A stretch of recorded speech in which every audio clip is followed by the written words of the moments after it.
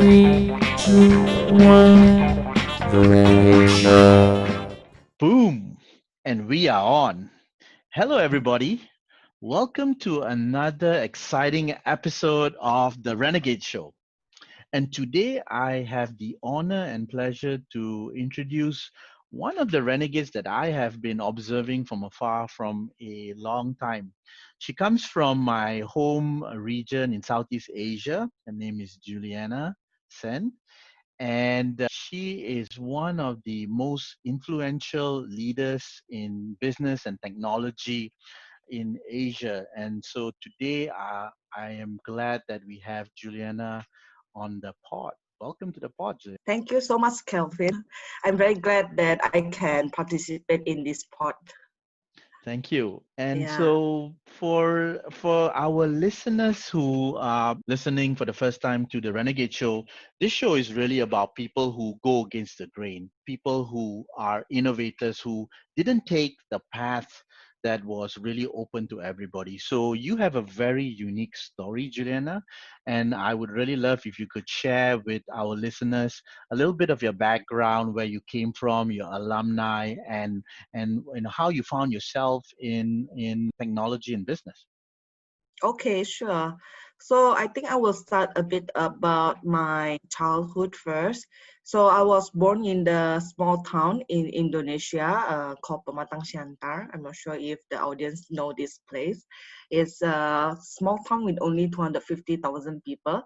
And my mother is a single parent, so I have one sister. And when we were small, I would say our life is not that easy. I remember when everybody want to ride the bicycle and we don't have money to buy that at that time. And I think, but that's make us how very self-motivated, I and my sister. So my mother never push us has to be right rank number one or number two, number three in the school, but somehow we always make it like in the top 10. And then when we are going to the university, I think that's my turning point. I remember in the high school I keep remind myself whether I would like to spend my life like my mother in working in a small shop in a Mm-hmm. small town. So I remember at that time around 1998, and Amazon is booming with the online retail. And I'm thinking like I want to do something like e-commerce at that Mm-hmm. time, right? And I have that dream, but my mother do not have enough funding to support me to have a good university. So then I only have chance to do the test in the in a capital city called Medan Mm-hmm. for the IT university. I would Mm-hmm. say it's not like really IT university, it's more like IT school. Mm-hmm. Then, but I have an opportunity to travel to Jakarta for my first time. I Mm-hmm. have cousins which studying in the Nusantara University, the best IT university, I would say that. Binus is actually the MIT of Indonesia. I think all the top technology alumni come from there, right? And you managed to get in. Yeah, so I think actually I managed to try the test without telling anyone. So I went to this university and I tried the last test for the university, and I told myself if I could be the top three, and because at that time if we are in the top three or in the certain score, we don't need to pay the fee. So we Mm-hmm. only pay the we only pay partially, not all full.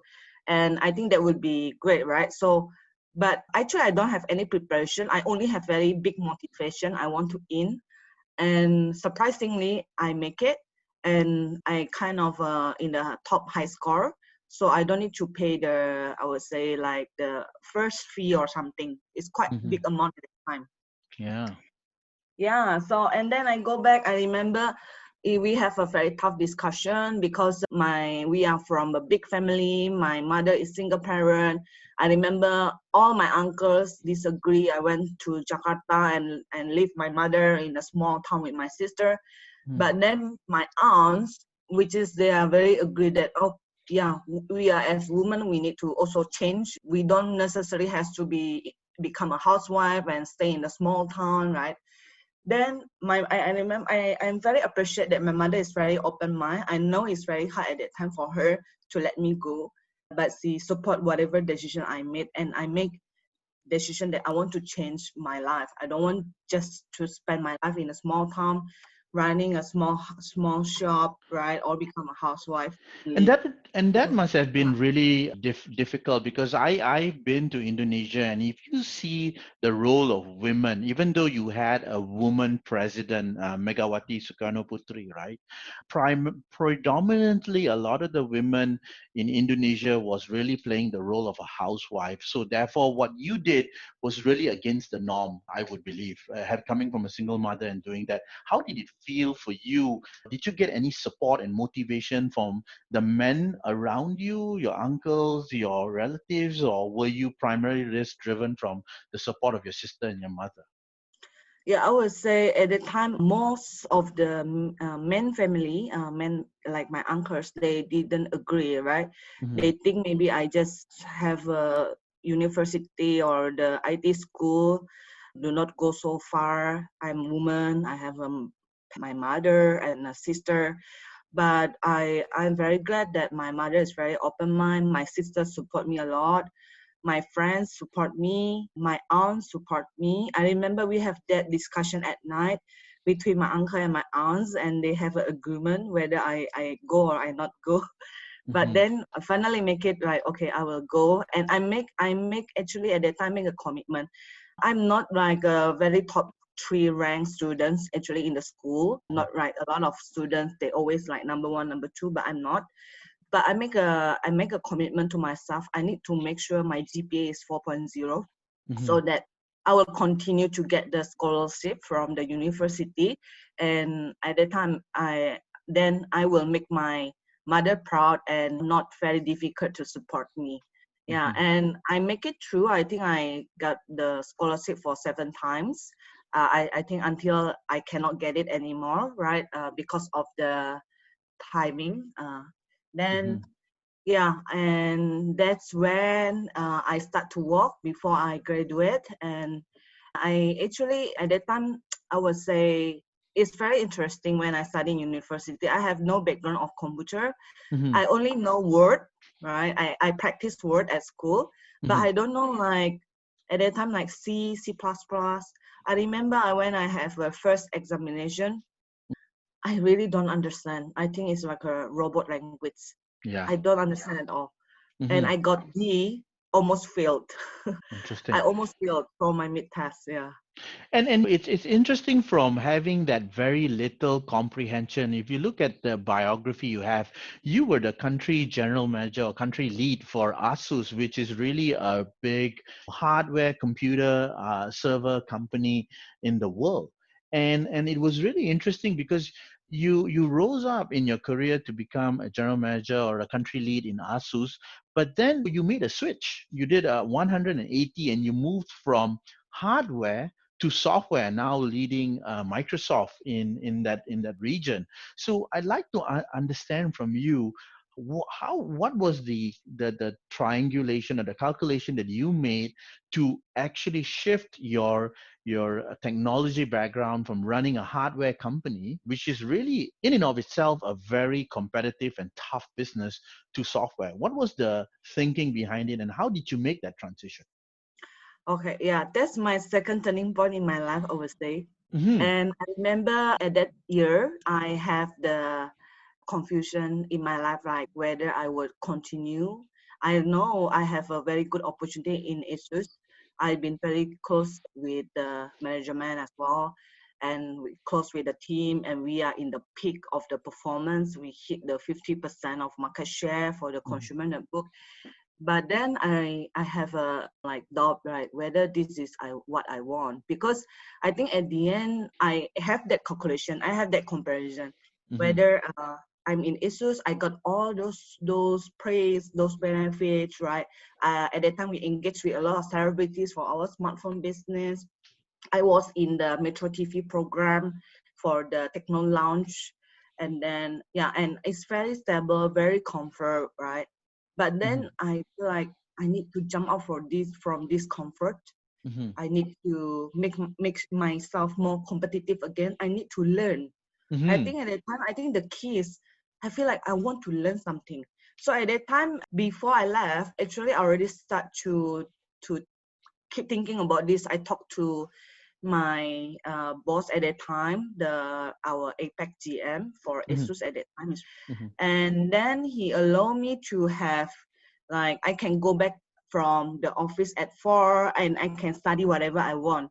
And Mm. then at that time, I was thinking like it has been almost 12 years. I'm in ASUS. I will study the IT like information system.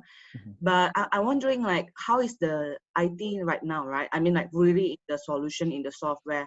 So at that time I get the programming class at night from 6 to 9. Mm-hmm. And I start to realize like, wow, so much changed since I graduated from university, right? Mm-hmm. And I feel like there is a lot of things I still don't know about it, but I feel like software will be the technology will be everywhere in the future. Mm-hmm. And I feel like I want to be part of it. Mm-hmm. I want to learn it. And in the same time, I got the offering from Microsoft. Mm-hmm. And then I'm actually the role is a CMO lead, Mm-hmm. leading the marketing. I would say that, yeah, of course, at that time is also like I ask here and there, thinking about that. But what made me really move is I also read a book from Carol Dweck about the growth mindset before I joined Microsoft. Mm-hmm. So I bought that book and I read. I remember there is a story about the girl and how that girl that all people say she cannot play judo, if I'm not mistaken, but then she made it. She made Mm-hmm. it. And then even people say you are not suitable to go to Yale, but she made it as well. So Mm-hmm. I think the key is how we come out from our comfort zone Mm-hmm. and we continue to learn.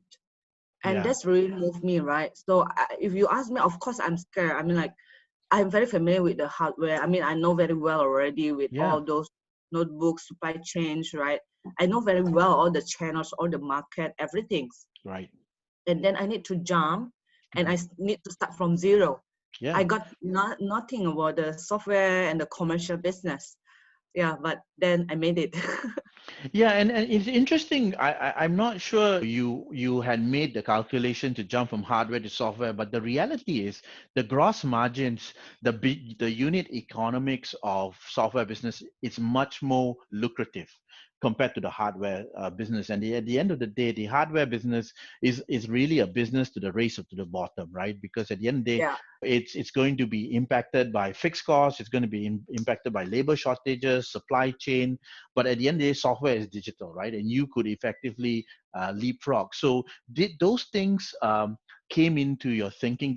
Were you thinking of the job of the future, or were you thinking about just trying to change your paradigm and move out of your comfort zone? What was that in your calculation when you were thinking of where technology was going? Yes, actually, indeed, I have that calculation. Mm-hmm. I even write an article about 1% more because, Mm-hmm. to be honest, yes, it's true in the hardware business. It's hard. I mean, Mm-hmm. to get 1% more Mm-hmm. margin, right? Yes. So I have that calculation also, and I see that's why I think software will be the futures because it's digital, right? A lot of development, a lot of new things, right? So I have that calculation.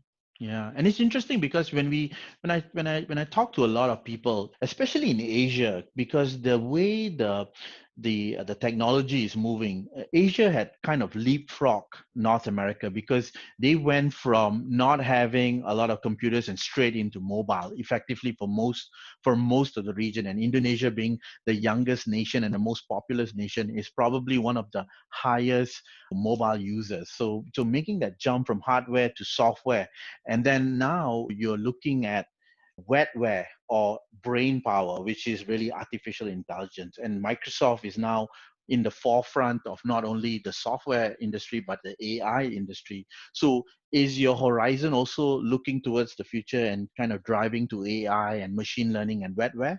Is that something that's inside your calculation as you drive your career in this area? Yes, I would say if I can tell you Mm-hmm. my secret Actually, not no even far from that. I already think about the quantum as the future.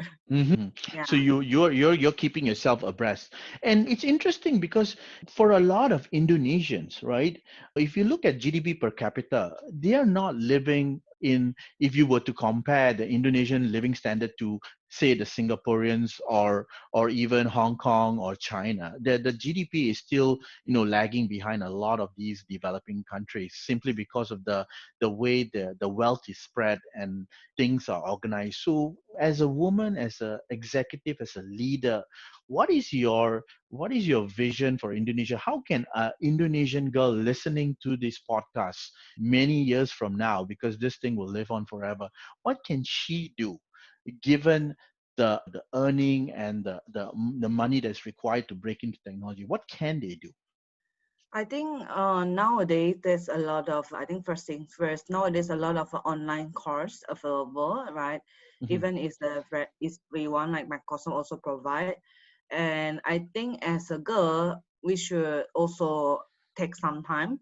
I mhm, think I'll just allocate 30 minutes, let's say every day, just to learn mhm, something new on the online, right? mhm, Online course or podcast or listen or read articles related to this change, technology, business.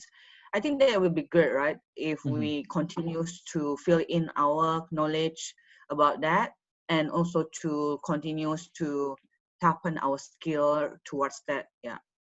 And in terms of education and support groups, what would you like to see to be done in Southeast Asia, especially for females going into technology and really having a career there? Is the infrastructure starting to change, or is there a lot more to be done to kind of support and really advocate for females to get into this business from your perspective? From my perspective, I think we need to have kind of the support group for the women. Mm-hmm. I see the challenge actually for female to goes up. Always there is a ceiling right above Mm-hmm. us. Yes. So I think we need to have more like a support group. It can be official or non-official one or community based, right? To coach more female Mm-hmm. to goes to the executive level or even in the technology business. Yeah. Yeah. And how do you see the role of language helping in driving more people to information technology? Because I think for a lot of our listeners who are listening in North America and Europe and even in Australia, English is a predominant language. But in Indonesia, it's Bahasa. And so, what is the role of language in helping people kind of drive into technology? Because not a lot of the programming languages or even the education courses are in Bahasa. So is there things being done in Southeast Asia, especially in Indonesia, to kind of help with the language gap? Because it's really a tough thing for somebody to switch from learning Bahasa and then having to learn everything in English. What are you seeing being done in your region? Okay. What I see is if we want to have a business, for example, like Indonesia, even when I was in Asus or even in Microsoft, I think a lot of content has to be in Bahasa. Mm-hmm. So, like you mentioned, I mean, English is not our mother tongue, so Mm-hmm. not very easy for everyone to understand, very clear.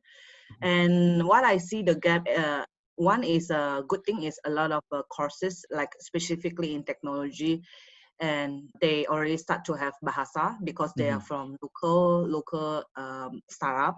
Mm-hmm. But then a lot of the online courses actually coming from not from Indonesia, they are still in English. So I think that would be the gap, right? I mean, Mm-hmm. because technology itself already difficult to understand, Mm-hmm. and when they speak in English, not all the Indonesian very familiar with that. So Mm-hmm. I think I saw there is a gap of that. I'm also thinking like we should have maybe from government or Yeah. some party to do the massive kind of the translation or localization. So Mm-hmm. then the adoption will be quicker and higher for Yeah. Indonesia. So as a leader for one of the largest conglomerates in the world, Microsoft, right, a big multinational, how are you using the position, the power, the influence that you have to drive change in your region, whether it's advocating for women's groups or advocating for education to be more accessible, for information technology in the local language? What are Yeah, so I would say we do a lot of localization right now for Mhm, Indonesia in Microsoft. So we mhm, understand that in order to reach everyone, to make them understand about the features of the great technology, so that's where we do a lot of localizations. And then also in the same time in Microsoft, we also have we call like a community that very support on the women, mhm, and we have kind of a lot of activities to support women, either in the coding, in the technology, in a lot of activities, and even for the mentorship for the women, right? mhm, And yeah, I hope that I remember I also ever meet startup, one of the startup in Indonesia, mhm, which is co-founded by group of young girls. I'm very happy to see this group of the young ladies, mhm, and I think their mission actually is really to empower the girls in mhm, Indonesia. So they mhm, provide free mentorship, right? They also offer me to have a free mentorship to them. mhm, They provide free training, provide a lot of stuff, free take like a coding class, mhm. a lot of activities that to support the girls. I hope that this kind of the community or this kind of the organization have many more in Indonesia, so Mhm. we can like more empower women for Indonesia. And how many young ladies or young women are you mentoring yourself personally in your own time? Okay, I would say that not much, right? I Mhm, only have one person right now, mhm, but I do like to write articles or sharing some videos, right, about mhm, how we can like I ever make a video about resilience, right? And mhm, I think so far is that I don't do so much mentorship right now, so mhm. I only have one. So you're driving through content. So your mentorship is really driving through articles and content and awareness. That's how you are mentoring. You're using media to kind of mentor people. Is that the technique you're currently using given the constraints in your time? Yes, right, yeah. Mhm. Okay. So as we end the podcast, what is your wish that you would like to leave to all our fellow renegades, male and female, whether they're in Indonesia, Southeast Asia, or the world? What is your hope and your wish for everyone listening that they can take from the life story that you have and what they can kind of look forward to as we end this podcast? Yeah, I always believe dreams differ to the destiny. So I'm don't afraid to jump from our comfort zone, see what will be the opportunity in the future and take the move. Yeah. And with that, terima kasih, Juliana. Okay. Thank you all. Bye bye.